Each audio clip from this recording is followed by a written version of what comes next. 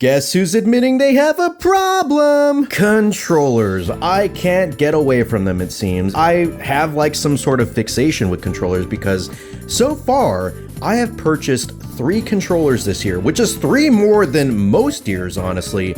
And this right here is one of them. This one is called the 8BitDo 64. Now, before I have to go leave for my CA meeting, Controllerholics Anonymous meeting, I want to talk a little bit more about this controller and just give my thoughts, impressions, opinions, expressions of love, I guess, for this controller because I think it's a really, really neat specimen. It's not unique by any means. There have been other ones like the Retro Fighters, there's been the Brawler 64, all kinds of things, but this one right here is 8BitDo's take on that. And you all know me, like I said, I'm a 8BitDo whore. I can't get my hands off of them, literally. Now, if the layout of the buttons right here, or even the freaking name of the controller didn't really like give it away, this controller is made to be used in conjunction with Nintendo 64 games, whether that be through emulation or what this controller was actually made for. This controller was made for the Analogue 3D, which that console hasn't released yet, but this controller did release, and that's why it's in our hands right here. Now, this thing actually comes in white, like I have in my hands, but it also comes in black, same thing with the Analogue 3D. Very rare for me, but I actually have an unboxing of this. I decided to record it just for funsies, and yeah, pretty typical stuff that you can expect from an 8BitDo controller. You got the controller, obviously. You got the wires, probably your 500th one of these. You also have the manual, which pretty much tells you a lot about things about the controller, stuff that's common sense. It's a pretty nice unboxing, very typical of 8BitDo. It feels very, very premium whenever you unbox one of their controllers. 8BitDo, if you're listening, I will willingly be one of your ambassadors. Or your whore, it really doesn't matter, I'll be one of them. First impressions, just, it doesn't look anything like a Nintendo 64 controller at all. Like, you know, we look at this, and then we look at this right here, and this thing looks normal. This thing right here looks like it belongs in a f***ing Star Wars movie. I have a bit of a soft spot for the Nintendo 64. It's actually the first console that I ever got as a kid. I still have my N64. But yeah, how does this thing literally feel? So, it actually feels really good. So, like, you know, the layout, like I said, it is entirely reminiscent of the N64 controller. You got, you know, everything right here. You got the analog stick, which actually has a gate around it, just like the analog stick on the N64. But also, what I find a bit more closer to, it's a bit more closer to the GameCube analog stick. It has that same octagonal gate. But it doesn't have like that same like widened gate that the N64 has. And even though that is the case, it still feels really good. You still know that you're hitting like the directions. And in fact, I think I kind of prefer the gate being like symmetrical like that. It just feels nicer. I don't know. It also sounds nice too. I'm a big fan of that. I wish more like controllers had stick gates like that. You got the D-pad down here, and instead of having to go like a freaking country mile to get the D-pad, it's actually right there in finger's reach. Everything right here is within finger's reach. You don't have to worry about like moving any hands or whatever. You got the start button, you got the BA buttons right here, and you got right here the C buttons. And for those who don't know like anything about the N64 or its controller, it didn't have a right analog stick. It actually had these 4 buttons, very, very similar to like modern face buttons, but these were meant to be used for the camera, i.e. C buttons. It was also used for other miscellaneous things like choosing items in Legend of Zelda Ocarina of Time. The use cases for the C buttons are really, really all over the place. Having a proper N64 experience on a modern controller is not really doable. Having to choose between my Deku Nuts or my freaking Ocarina with the right stick is not a way to live. I feel like that's why we need solutions like this. Besides the typical phase buttons, you also have the minus button, which is also like the select or the share or whatever it is on modern consoles. You also have a guide button, you also have the macro button, and you also have the shoulder buttons right here, and you also get 2 C buttons. The N64 controller only had 1 Z button on the middle prong. So being able to have 2 feels like, you know, I feel like that kid that gets like 2 hot dogs. You know, like modern controllers nowadays are incredibly ergonomic, and this one is no exception. This feels incredibly good in the hands, especially when you compare it to an N64 controller. And like buttons sound really nice, very clicky. The D-pad unfortunately doesn't have that same click that the D-pad for the 8BitDo Pro 3, but that's okay because it still feels really good. Whenever I hit a direction on it, I feel like I'm actually, you know, hitting that direction. It doesn't feel all mushy and stuff. And on the back right here, let's take a nice quick look over here. We have a switch right here. So we have on the left, we have S mode, which is switch mode, because yes, this also works for the Nintendo Switch. We'll talk about that soon. And we also have D mode. First, let's talk about the switch mode. So like I said, yes, this can be used for the Nintendo Switch, and when you do connect it to your Switch, it actually registers as a Nintendo 64 controller.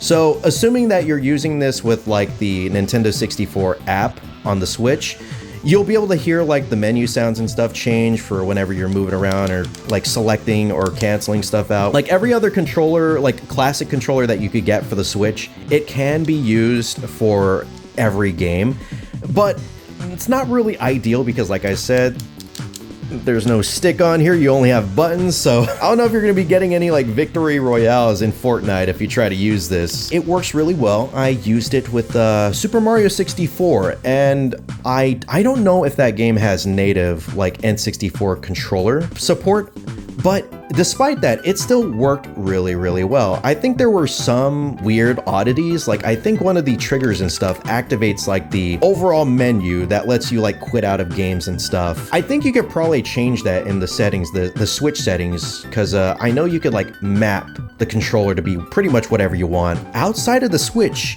you can also use this for other things. When you switch it to the right here, it puts it into direct input mode. And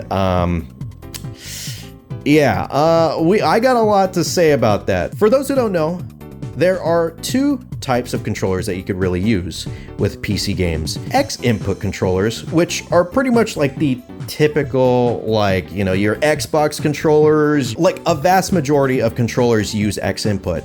Then there's D input, where you get controllers like the PlayStation controller. You get the Nintendo Switch Pro controller. You get these controllers that are pretty similar to the other ones, but they have things like gyro. They have things like NFC. They have many, like HD Rumble. They have all kinds of different like perks to them. But the only difference is that X input is widely supported across like many games.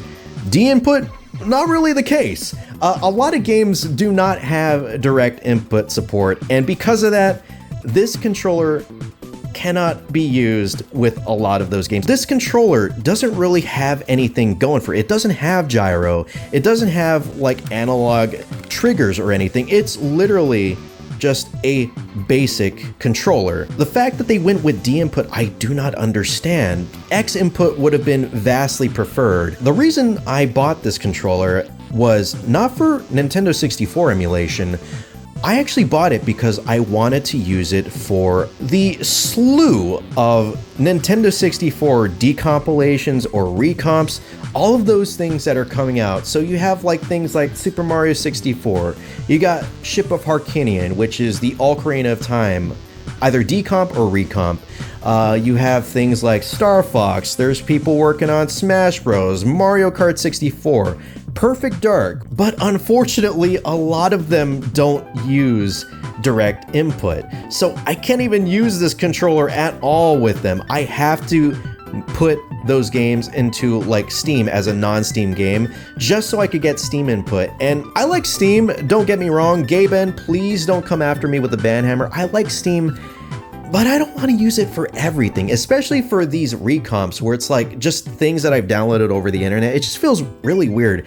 Non-Steam games kind of have always gave me that weird icky feeling. Like it just, like I feel like I'm doing something illegal. I wish direct input could be more widely supported So, you know, we get like native gyro usage in like games and all that. I probably use a controller more often if D input was like everywhere, but that's not the case. X input still reigns supreme.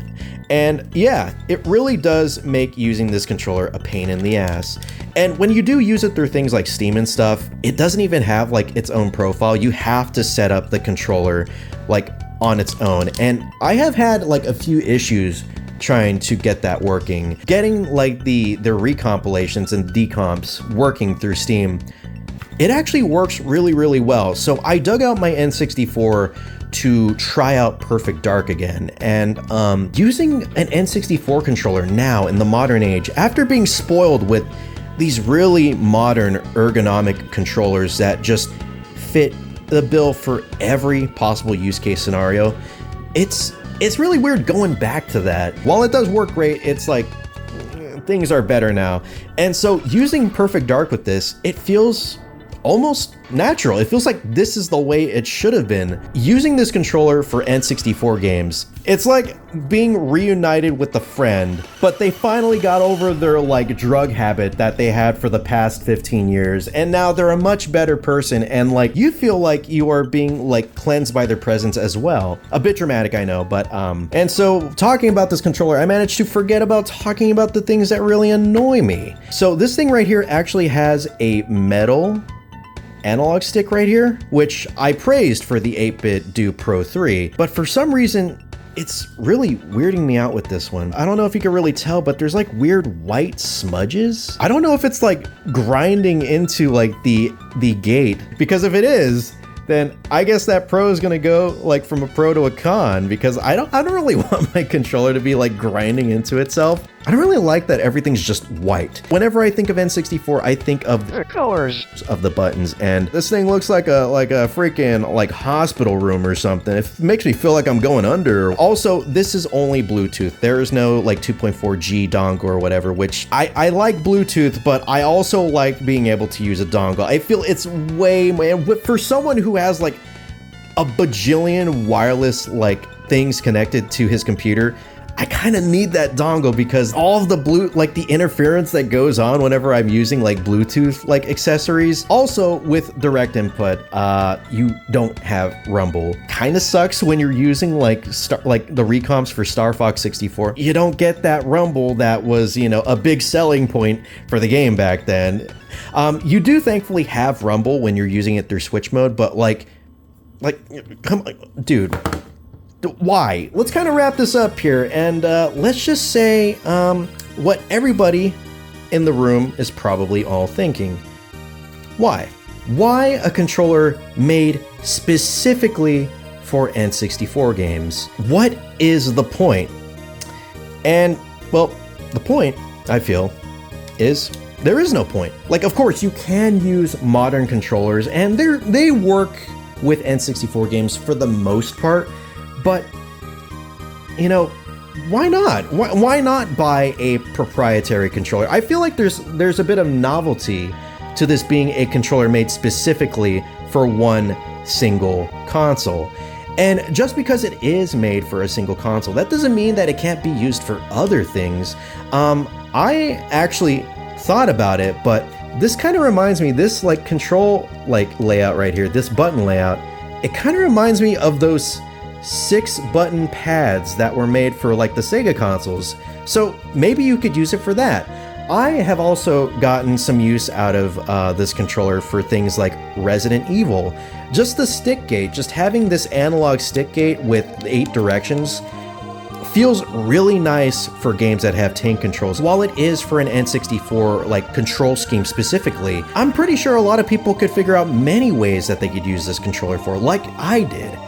And like I said, just novelty. Novelty is a lot of fun. And in a world where a lot of controllers nowadays are pretty much the exact same, it's pretty cool, it's neat. And honestly, you know, it's not an expensive controller. It was only $30 when I bought it. Typically goes for $40, but considering that Black Friday is around the corner, pretty sure you could get this for even less.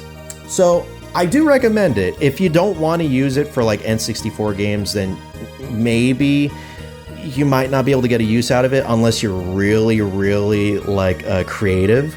But if you are wanting to play like, you know, the decomps for like Mario 64 or Legend of Zelda, stuff like that, or just N64 emulation and stuff, or for the Analogue 3D, then yes, this is a controller that you most definitely will want to get. That's pretty much all I have to really say about this controller. I had a lot to say apparently because we're about 30 minutes in, and thankfully I have a pillow under my knees, so I don't really have to worry about like my knees going bad from this. But yeah, if there's anything that you want to ask me about the controller, if you have any questions, comments, concerns, leave it in the comments and I could probably try and get to you. But yeah, that's about it for me. Thank you so much for watching, and I hope that you guys have a great rest of your day.